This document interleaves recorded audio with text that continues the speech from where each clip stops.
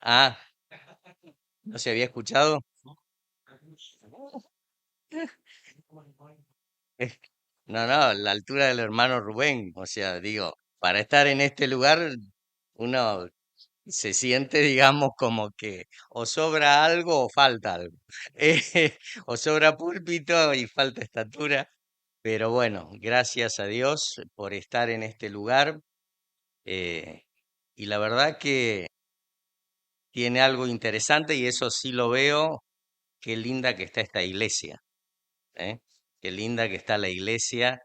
Y bueno, es una bendición a través de los años de conocernos con muchos de ustedes y poder compartir y volver y ver realmente cómo el Señor los ha ido prosperando, los ha ido afirmando y que la iglesia sigue firme enseñando la buena palabra y alcanzando a aquellos que necesitan del Señor. Y la verdad que eso es una bendición, que quizás uno lo mira cuando viene de afuera y después de bastante tiempo y lo valora y la verdad, bueno, como el Señor los ha bendecido y los ha prosperado. Eh, Así que bueno, gracias al Señor en primer lugar por estar aquí. Gracias también a la invitación que me extendieron y hago llegar los saludos de algunos hermanos que se enteraron tarde, pero que les hubiese gustado acompañarme de la iglesia donde yo soy miembro, pero bueno, no va a faltar oportunidad. Eh, Me preguntaron si había jóvenes, cómo era la iglesia, pues una iglesia en un sentido naciente, eh, una buena iglesia donde se enseña la palabra de Dios también y siempre con ese anhelo de poder tener comunión con otros hermanos en Cristo. Así que, bueno, yo creo que desde los que estuvimos en la en la charla de la escuela bíblica, esto más o menos fue teniendo un hilo que ahora vamos a tratar de examinarlo un poquitito más. Yo les voy a pedir, si ustedes me acompañan allí al libro, la primera carta que el apóstol Pablo le escribe a los cristianos que vivían en la ciudad de Corinto, sería Primera Corintios capítulo 9, y vamos a leer eh, algunos versículos de este capítulo. El capítulo yo les recomiendo El capítulo yo les recomiendo, si ustedes después lo pueden leer en su casa, a veces es interesante leerlo, eh, quizás en una versión más sencilla. Aquí tiene algunas palabras que no, por ahí no quizás no todos la entiendan, pero es un pasaje muy interesante este porque este pasaje ahora vamos a ver qué es lo que nos va a plantear y específicamente estos versículos que van desde el 9:23, vamos a leer al 27. Y dice la palabra de Dios así, y está Pablo hablando, está escribiendo a los cristianos de la ciudad de Corinto, y le dice, y esto hago por causa del Evangelio para hacerme copartícipe de él. ¿No sabéis que todos los que corren en el estadio, todos a la verdad corren, pero uno solo se lleva el premio? Corred de tal manera que lo obtengáis. Todo aquel que lucha de todo se abstiene.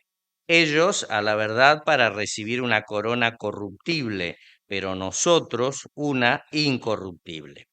Así que yo de esta manera corro, no como a la aventura, de esta manera peleo, no como quien golpea el aire, sino que golpeo mi cuerpo y lo pongo en servidumbre, no sea que habiendo sido heraldo para otros, yo mismo venga a ser eliminado.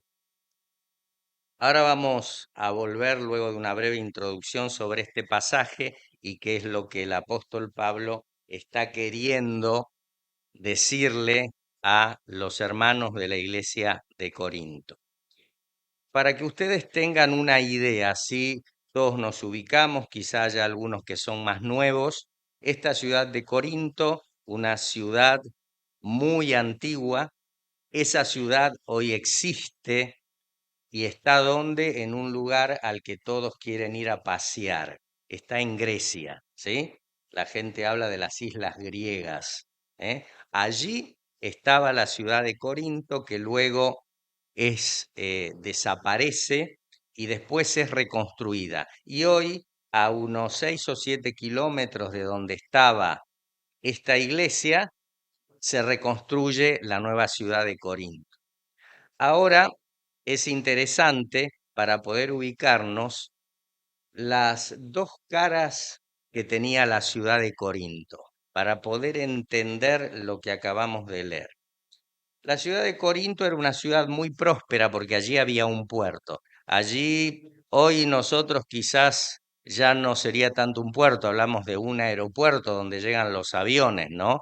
Que llega gente de todos lados del mundo. Bueno, en aquel momento ser una ciudad con un puerto importante significaba que llegaba gente de todas partes del mundo, una ciudad muy próspera porque allí se ejercía el negocio de toda clase, todo lo que se vendía y se compraba en el mundo en ese momento, se lo podía encontrar allí.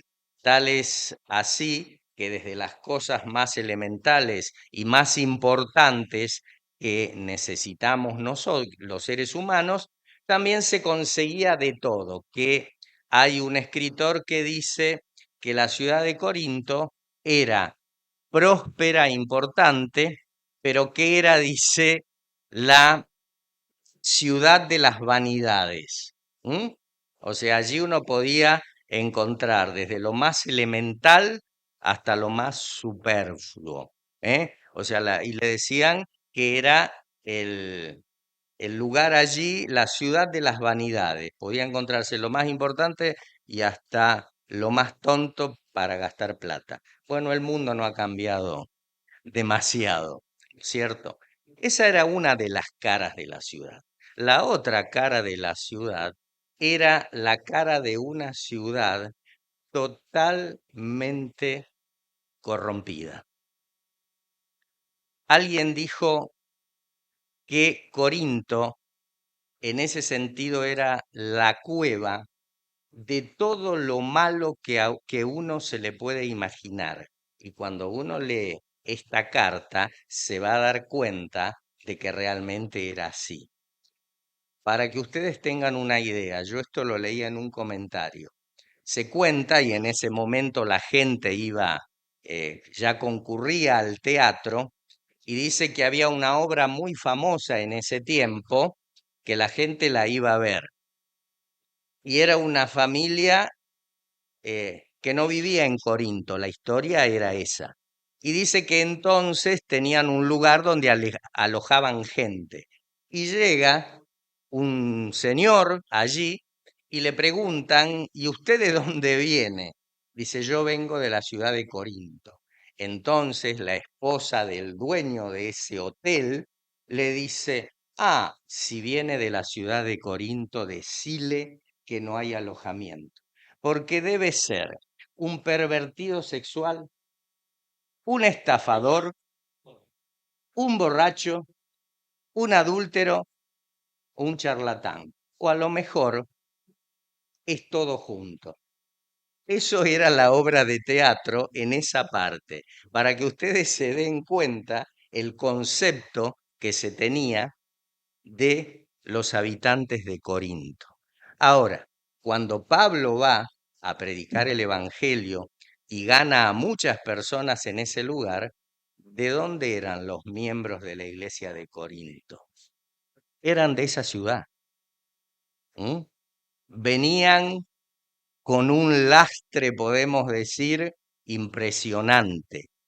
Y tal es así que cuando nosotros nos metemos a ver un poquitito la carta, nos vamos a encontrar que la iglesia de Corinto dice que se caracterizaba por la división, había celos, había contiendas, había peleas. Claro, uno dice, esta gente que se convirtió a Cristo venía de ese mundo y el Señor había realizado una obra en ellos, pero había cosas que de la vieja vida que se trasladaban a la iglesia y se creaban grandes problemas.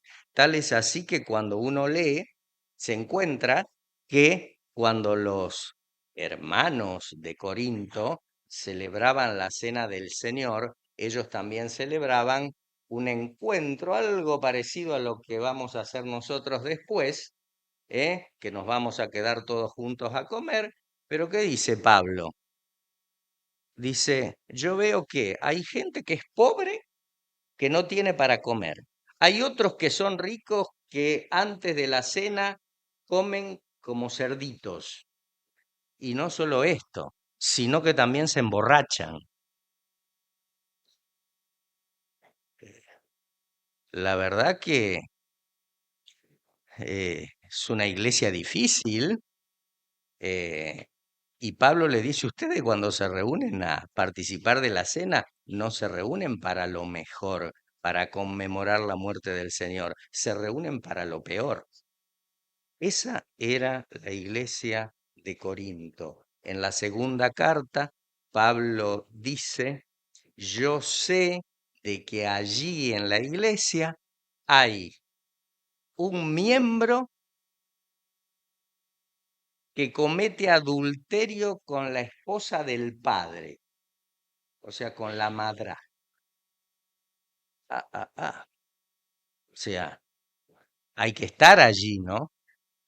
Y lo que uno rescata de esto es el corazón del apóstol Pablo, que siendo apóstol, habiendo iniciado la obra, él podría haber dicho, bueno, la verdad que esta iglesia resultó ser un fracaso. Sin embargo, Pablo le escribe una carta, le escribe una segunda, y algunos sostienen que hay otra carta escrita por Pablo que nunca fue encontrada. Y uno piensa, ahora, ¿qué haríamos nosotros ante una situación así? Se predicó el evangelio, se habló, hubo gente que se entregó al Señor, se plantó allí una iglesia, con el sacrificio que eso significaba para Pablo y sus colaboradores, y ahora esta era la situación de la iglesia. Y la verdad que quizás algunos de nosotros hubiese dicho, bueno, la verdad, miren, allí quisimos plantar una iglesia y esto es un verdadero desastre. Sin embargo, Pablo no tiene esa actitud, porque Pablo, aparte de ser apóstol, un enviado, alguien que había sido designado por el Señor para ir a plantar iglesias y predicar el Evangelio, Pablo tenía corazón de pastor. Quizás aquí nos podemos llevar una enseñanza. Vivimos tiempos donde hay muchos nombramientos, ¿no? El profeta, el apóstol. Ahora, ¿saben una cosa? Hay pocos que tienen corazón de pastor. Y Pablo, ante esta situación, le escribe a la iglesia y les pasa a decir esto que nosotros leímos recién. Y Pablo, si uno lee los versículos que anteceden, va a marcar tres cosas, que no las vamos a leer por un tema de tiempo, pero que son muy importantes. Pablo le dice, yo hermanos, y es como que Pablo tiene que mostrar las jinetas, como se dice, o sacar la chapa y decir, hermanos, yo soy apóstol del Señor, porque yo vi al Señor resucitado. Y si ustedes recibieron el Evangelio, lo recibieron porque yo y otros hermanos se los vinimos a predicar.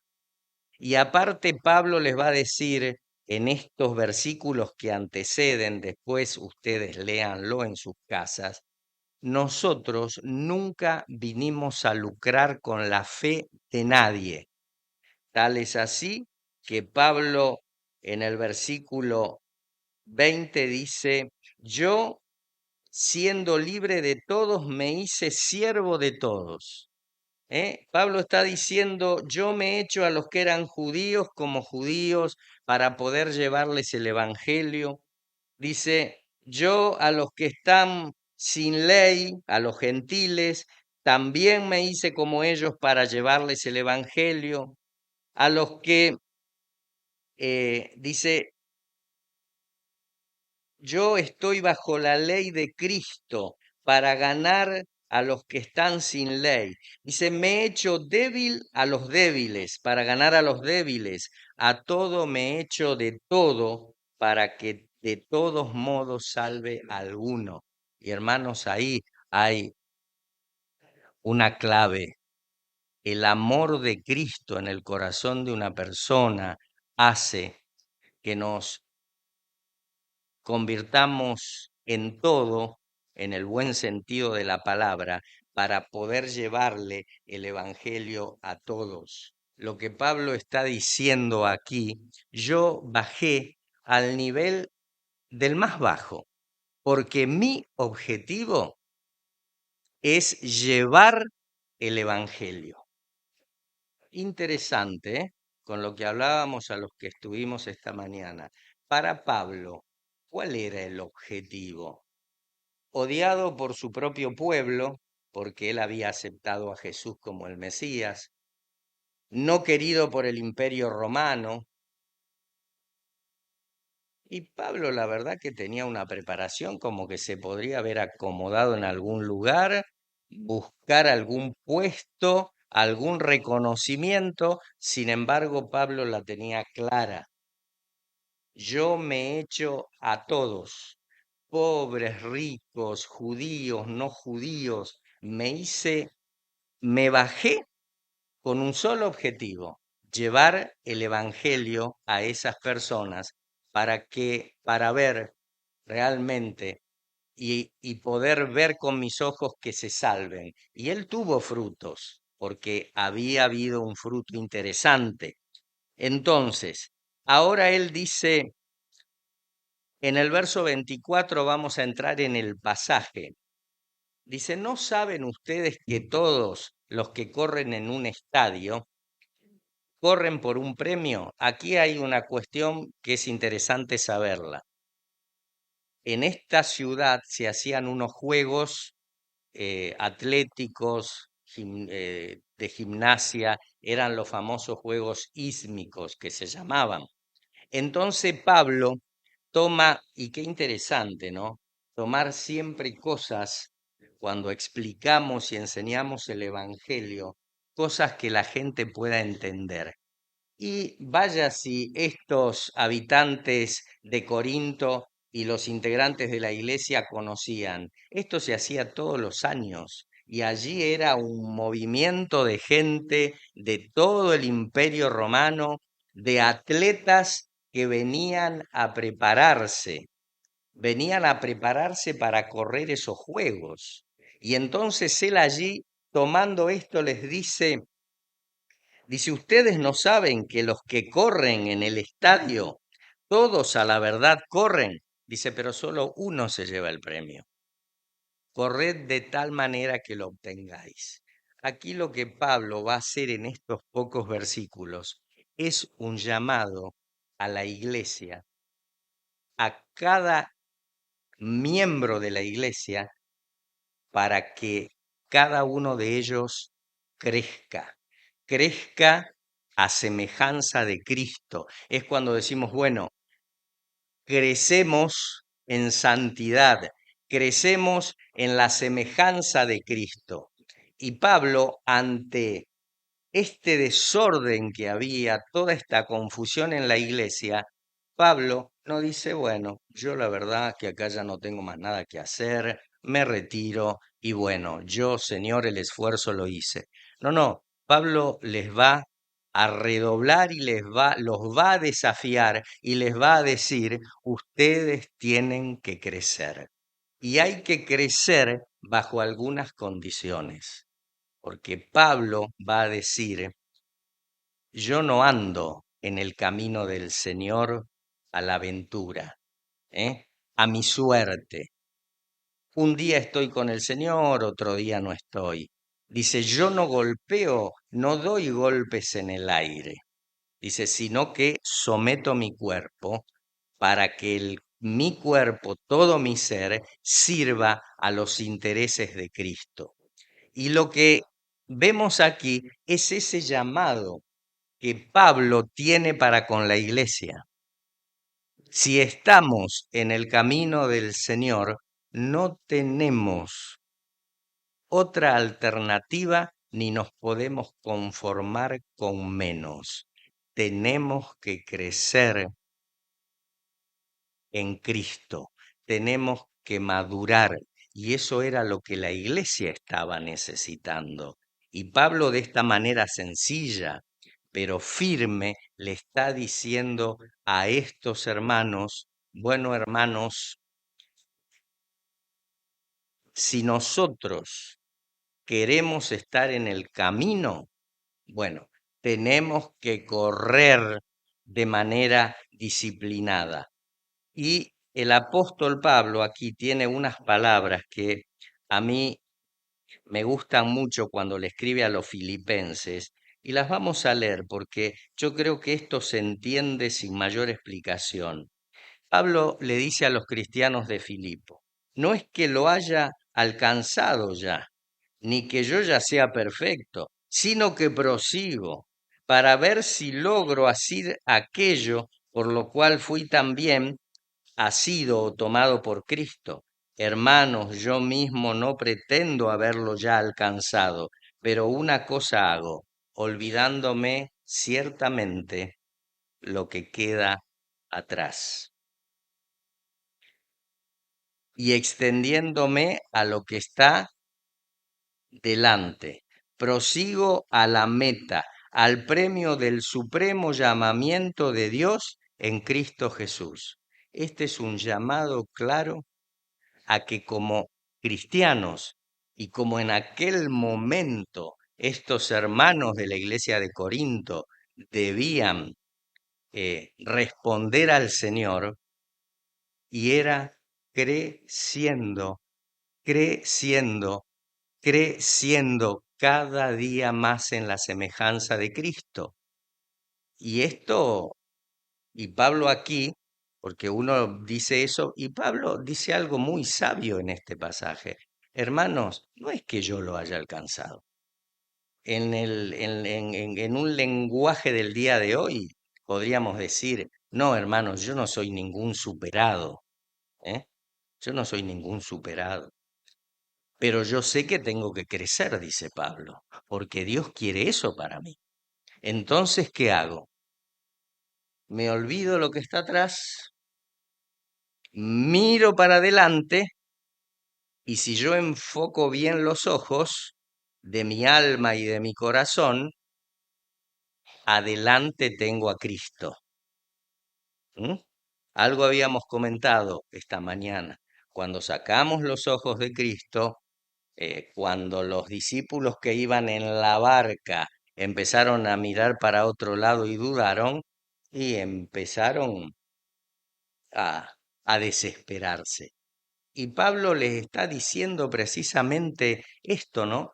Tenemos que crecer en Cristo. Fíjense que allí en el primer capítulo de la carta de Pablo a la iglesia de Corinto, le dice, ustedes son como bebé, se pelean, tienen contiendas, están divididos, uno dice, yo soy de este, yo soy del otro, traigámoslos al día de hoy, ¿no es cierto? Como decir, bueno, que la iglesia, bueno, no, yo o sea, yo estoy en el grupo del pastor, yo estoy en el grupo de Sebastián, yo estoy en el grupo del otro hermano. No, yo sigo más al pastor Rubén. Y Pablo le dice, y estaban los otros, los que eso eran más espirituales, parece, que decían, ah, pero nosotros seguimos a Cristo, pero estaban todos divididos. Bueno, hermanos, esto es lo que Pablo le está diciendo. No podemos seguir la vida o pensar que vamos a crecer en Cristo haciendo todas las cosas mal. Y aquí él le da, ¿no? Una receta. Y me gusta mucho, por ejemplo, lo que Pablo le dice a Timoteo.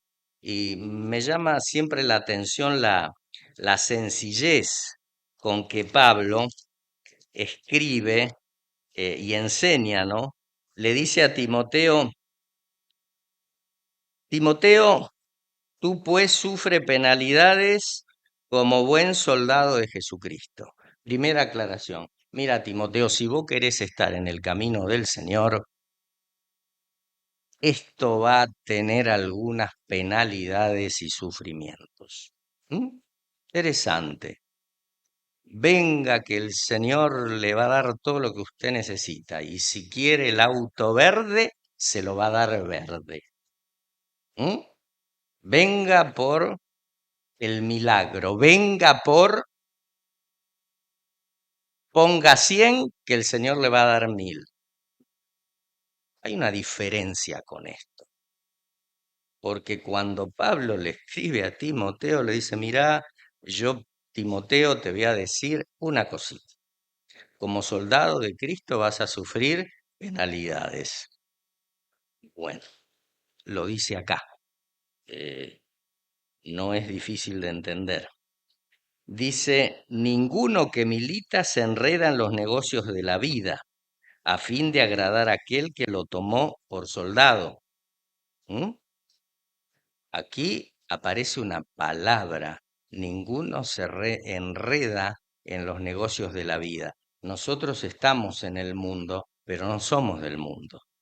Esto es muy interesante también, el no enredarnos en tantas cosas que hacen que nuestra mirada no esté en Cristo.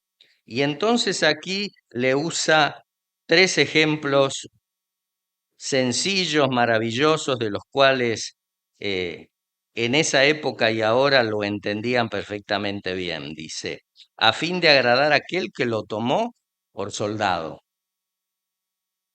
¿De quién somos soldados nosotros? De Cristo. Nosotros no somos soldados ni del narcotráfico, ni de determinada posición filosófica, política o la que fuera. Nosotros somos soldados de Cristo. Y también el que lucha como atleta no es coronado si no lucha legítimamente. Y aparece la figura del atleta, lo que leíamos recién. ¿Querés ganar la carrera?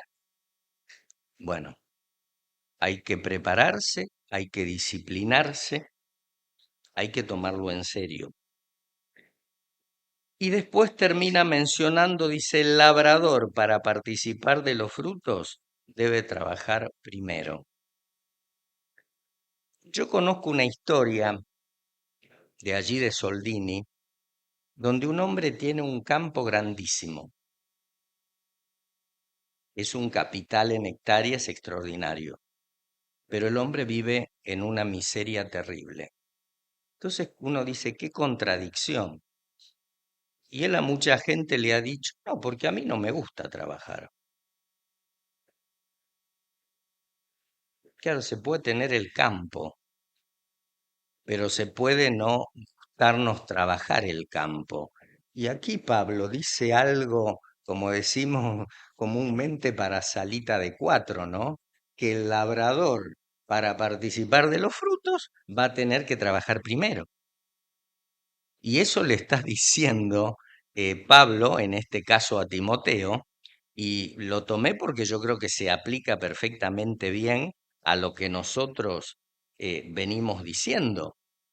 Esto de que la vida cristiana debiera ser para nosotros, y repito esto porque es muy importante, al menos yo lo digo de mi lado, acá no hay ningún superado, acá estamos todos en esta carrera. Algunos la empezaron hace poquito, otros hace años, otros ya llevamos mucho tiempo, pero para todos el desafío es el mismo, seguir creciendo en el Señor. Y Pablo termina diciendo algo interesante. Dice, sino que yo golpeo mi cuerpo y lo pongo en servidumbre. No podemos entrar en eso ahora, pero recuerden que es Pablo el que le escribe a los cristianos de Corinto que el cuerpo es el templo del Espíritu Santo. En Corinto había un templo dedicado a la diosa Afrodita, que sería la diosa Venus de los romanos, donde allí había, prestando servicio de adoración a esa diosa, 1000 mujeres que eran prostitutas. Cualquiera que llegaba a la ciudad de Corinto podía pasar por allí. eh, Eso estaba dedicado a la diosa Afrodita, 1000 mujeres que ejercían la prostitución sagrada. La verdad que no sabemos bien, o sea, no era sagrado eso, desde ya, al menos desde el punto de vista del único y verdadero Dios al cual nosotros adoramos. Y entonces Pablo, ¿qué les va a decir? Les va a decir, muchachos, hay que poner el cuerpo en servidumbre, ¿eh? Poner toda nuestra vida sujeta al Señor, reconocerle como Rey de nuestra vida, porque había un riesgo. Y el riesgo que dice Pablo es una palabra fuerte. Dice, no vaya a ser que si yo, y él se pone él en primera persona, no va a ser que si yo aflojo, termine siendo eliminado. Y a veces en la vida y cuanto más pasan los años y uno está en el camino del Señor, ¿cuántas personas que no sé si son cuantas, no puedo decir, yo por ahí he visto algunas con tristeza que en otro tiempo estuvieron entregados, consagrados al Señor y seguramente un día desviaron la vista del Señor y hoy ese servicio que ellos daban al Señor ya no existe, ya no está. Es como que allí donde había fuego quedaron nada más que las cenizas. Y Pablo está planteando esto. Si nosotros decidimos consciente o inconscientemente dejar de crecer, dejar de madurar en Cristo, corremos este peligro, el ser eliminados, que el día de mañana puede ser que seamos un recuerdo. ¿Te acordás el hermano tal? ¿Y qué fue de él? No, ya no se congrega, ya no está, eh, no sabemos nada. Y ahí donde ese hermano, donde estaba realmente el fuego del Señor, quedaron las cenizas. Y esto lo está diciendo Pablo. Y aquí ninguno de nosotros está exento de esta situación. Y ya para terminar, yo voy a hacer algo muy sencillo, porque a veces uno dice, bueno, la verdad que yo tengo que crecer en Cristo, tengo que cada día apuntar a la imagen de Cristo en mi vida. eh, y esto será algo muy complicado, será algo... Ustedes saben que yo tomé algo eh, que a mí me lo enseñaron me lo enseñaron hace ya casi 50 años, cuando me estaba por bautizar en la iglesia bautista de Pérez, en la charla que nos daban para el bautismo. Eh, y créanme, hermanos, que hay algunas cosas que uno ha aprendido que realmente han quedado y quedan en el corazón, eh, y cosas muy sencillas. El hermano que era el pastor en ese momento, Antonio Pegorraro, que muchos lo deben conocer, él decía, dice, podría haber más, dice, pero yo lo sintetizo así. Hay 5 pasos que son constantes en la vida de un cristiano que quiere crecer en Cristo. Y él decía, primera evaluación, el Señor, la palabra, mi comunión con Él y yo. Y cada uno de estos pasos ustedes van a ver que termina con la palabra y yo. Él decía, esto no sirve para andar aplicándoselo a los demás. Esto sirve para mí. Si yo quiero crecer en Cristo, yo soy responsable de esto. O sea, no es otro. Dice, y entonces él ponía el Señor, la palabra, mi comunión con Él y yo. Esa cosa elemental. ¿Quién no escuchó eso? Ahora, hermanos, convengamos que cuando nosotros dejamos de disfrutar de la reflexión, la meditación, vieron que a veces uno dice, bueno, tengo que leer 5 capítulos por día de la Biblia. Está bien, yo no digo nada de eso. Que lo puede hacer, lo hace. Eh, pero hermanos, acá hay algo más profundo. Lo que este hermano a nosotros nos compartía y nos enseñaba, que a mí me pareció excelente, era que la palabra, la comunión con el Señor, debía ser algo personal, íntimo, dice. Él nos explicaba y nos decía, hay momentos en que quizás empecemos el día y lo único que tengamos que hacer es decirle al Señor, Señor, he pecado.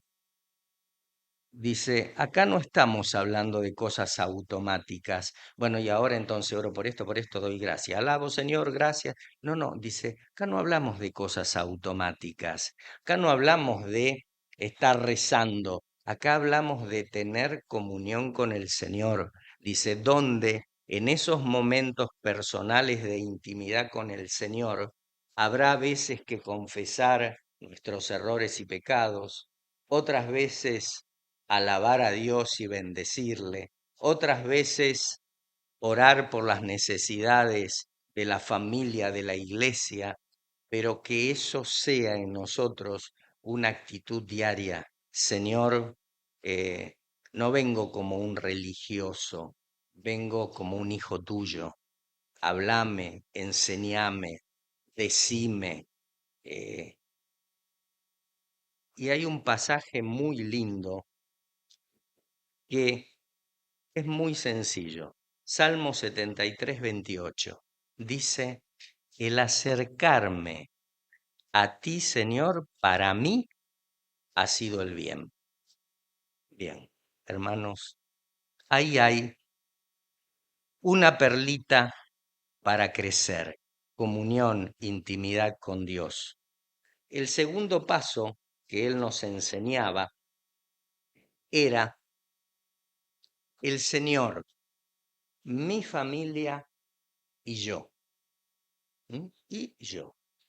O sea, y cuando nosotros le ponemos sí yo, es interesante que aquí cambia mucho el sentido, porque nosotros qué decimos, bueno, en la familia, estos problemas, esto otro, y sí, realmente toda familia tiene problemas, pero es ponernos nosotros como parte de la familia, somos parte de la familia que el Señor nos ha regalado, sea que alguien tenga su esposa, sea alguien que está solo, sea una hermana que está soltera, una hermana que está viuda, eso que el Señor quiere que nosotros valoremos la familia, nuestro anhelo por ver aún aquellos que no están en el Señor, poder hablarles, ¿eh? Porque si no, si nosotros cambiamos y ponemos, como se dice, el carro adelante del caballo, la cosa es distinta. Es siempre yo y después mi familia. Y si nosotros queremos crecer en Cristo, la familia que el Señor nos ha dado, sean creyentes, no creyentes, eh, es como que tenemos una responsabilidad doble, ¿eh? Muchas veces nosotros sabemos que quizás el otro de la familia tiene la culpa, pero bueno, hay momentos en que hay que caminar la segunda milla. Y entonces nosotros decimos, bueno, está bien, quizás algo muy común en este tiempo es para los hijos jóvenes que viven con sus padres, escuchan que la esposa debe respetar al esposo, el papá tiene que amar a la esposa, el papá y la mamá no pueden exasperar a los hijos. Sí, perfecto, está todo bien, lo dice la escritura. Es así, no se puede negar eso. Ahora, la palabra también dice, hijos estén sujetos a sus padres. Eh, hijo, si vos estás en el Señor, estás siendo miembro de la iglesia porque decís creer en el Señor, en esta casa, con todos los problemas que tenemos, todos tenemos que trabajar para ser de bendición. ¿O acaso el hijo tiene que esperar que siempre la mamá y el papá le sean de bendición? Claro que sí, pero los hijos también, si realmente están en el Señor, tienen que tomar el lugar que corresponde para poder crecer. ¿M? Eh, Me gustó mucho una predicación que escuché que dice, los papás siempre estamos dando. Y yo pregunto, ¿no? De los chicos que viven con sus padres. Esta noche domingo, vamos a suponer mañana empieza el lunes. Mañana ya es lunes. Esta noche domingo, su papá se presenta, saca una factura impresa y les dice, bueno, mira, de esta semana vos me debés tanto de comida, me debés tanto. Digo, ¿acá hay algún padre que hace eso?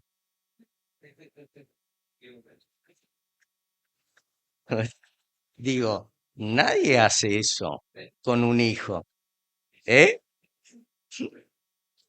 Claro, pero quiero decir, eh, si nuestros hijos quieren crecer en Cristo, tienen que tomar la responsabilidad que les cabe por el tiempo que están viviendo, ¿no? Y qué bueno, porque esta iglesia tiene una particularidad, que yo lo he comentado en varios lugares, muchas veces. Yo he escuchado a Alfredo terminar las reuniones y decir, bueno, y vamos a orar por los niños, por la escuela. Y entonces Alfredo pasa un aviso con una ternura muy grande, pero el que tiene oído para oír, oiga. Bueno, y piensen, chicos, que lo que ustedes tienen sobre la mesa, las zapatillas que le compraron, los útiles de la escuela, es por el esfuerzo de papá y de mamá.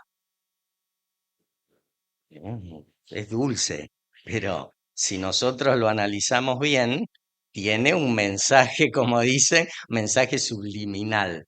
Perfecto. Eh, Segundo punto, que a mí me hizo muy bien eso, entenderlo desde el principio. Tercer punto, el Señor, la iglesia y yo. Y yo acá voy a hacer un cambio, porque es valorable y la verdad que cuando uno mira todo lo que el Señor les ha regalado a ustedes en instalaciones, en ver todo lo que hay atrás, esto es un edificio precioso, de gran valor. Yo creo que el Señor estuvo involucrado en que puedan llegar a esto, pero aquí vamos a centrar el punto en que cuando decimos la iglesia no decimos el edificio. Cuando decimos de la iglesia lo podríamos cambiar por una expresión similar que es lo mismo. El Señor, la familia de Dios y yo. Si yo pongo el yo adelante, es como que toda la iglesia, yo pretendo que esté a disposición mía. Pero aquí la cosa cambia.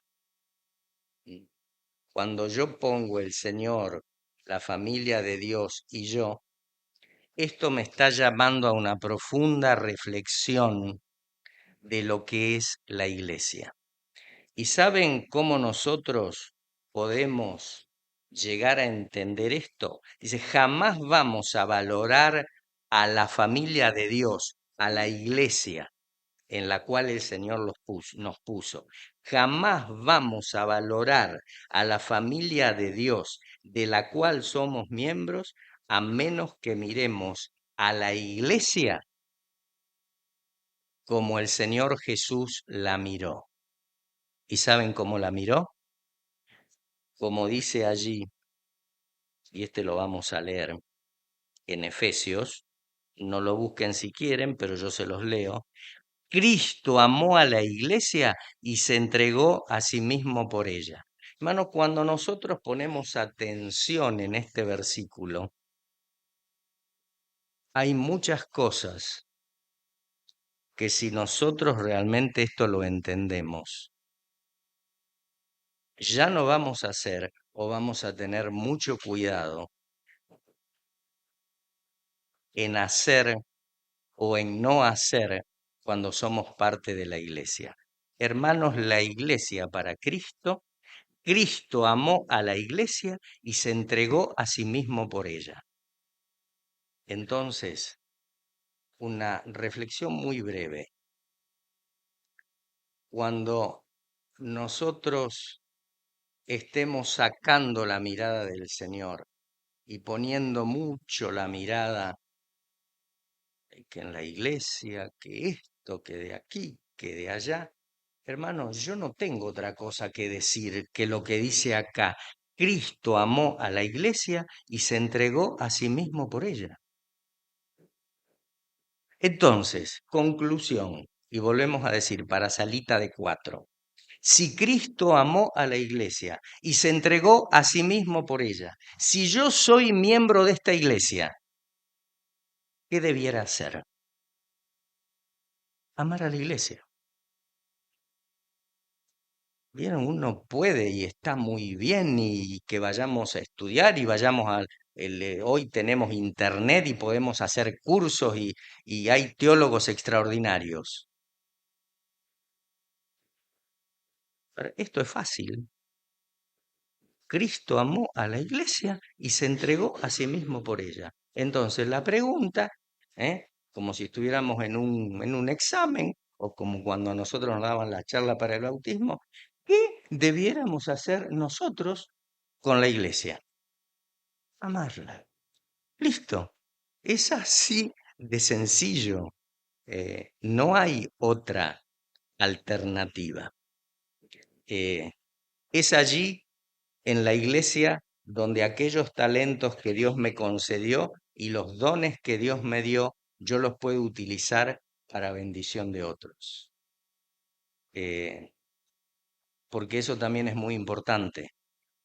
Cuando amamos a la iglesia, cuando amamos a la familia de Dios, nuestros dones se ponen a disposición de los demás. Porque los dones primero que no son nuestros, son de Dios. eh, y son no para, para enorgullecernos nosotros, sino para bendecir a otros. Eso es así de sencillo. Eso uno lo puede recorrer por toda la palabra. Entonces, hermanos, pensemos siempre cuando decimos, bueno, yo quiero crecer en el Señor. Pensalo así. El Señor, la familia de Dios, los hermanos que tienen nombre y apellido, que pasan por pruebas, por situaciones difíciles, que nos equivocamos, eh, y yo. Y entonces podemos tener una real dimensión del valor que tiene la iglesia para nosotros cuando entendemos que para Cristo la iglesia es su mayor tesoro. La verdad que cuando uno lee la palabra, cuando Cristo viene a buscar, ¿qué viene a buscar? Viene a buscar a la iglesia. O sea, no viene a buscar otra cosa de este mundo. ¿Eh? ¿Cómo se queda uno admirado esos edificios de no sé cuántos pisos que están haciendo por allá por Dubái? Señor viene a buscar la iglesia. No se lleva nada de este sistema ni de este mundo.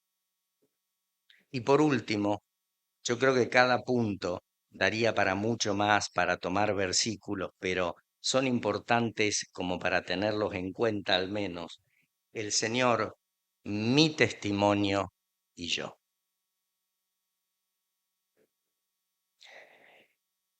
Las personas van a ver a Cristo no por todos los títulos que nosotros tengamos, pueden ser muy importantes si tienen un lugar y un valor, ¿m?, en la vida de un cristiano, pero las personas van a ver a Cristo a través de nuestra vida. Entonces, mi testimonio es muy importante. Y bueno, total, yo como total en esta casa somos todos creyentes, si quiero gritar, grito. Y que me aguanten, porque ese es el carácter que yo tengo y todavía Dios. No, hermano, hay que tomarlo seriamente esto. Es nuestro testimonio en los lugares más íntimos de nuestra familia, en la pareja, entre los hijos, en la calle, en el trabajo. Eh, Hoy nosotros nos quedamos asombrados con muchas cosas que tristemente escuchamos, ¿no? Y uno a veces tiene que llegar al punto muy doloroso que a mí me supo pasar cuando yo trabajaba, de tener que decir a un compañero de trabajo, mirá, yo no tengo nada que ver con esa organización. Eh, Aunque esa organización se llame cristiana o como le quieran llamar. eh, y tenía que ser mi testimonio y el testimonio de cada uno de nosotros el que la persona pueda ver, el que la persona pueda leer, como dice Pablo. Nosotros somos cartas de Cristo abiertas que todo el mundo lee. Entonces, cuando me leen, ¿qué están leyendo? Eh,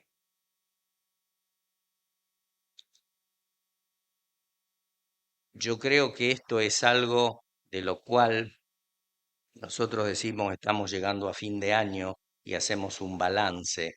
Eh, en estos puntos, en la medida de lo posible, hagamos un balance frecuente, ¿no?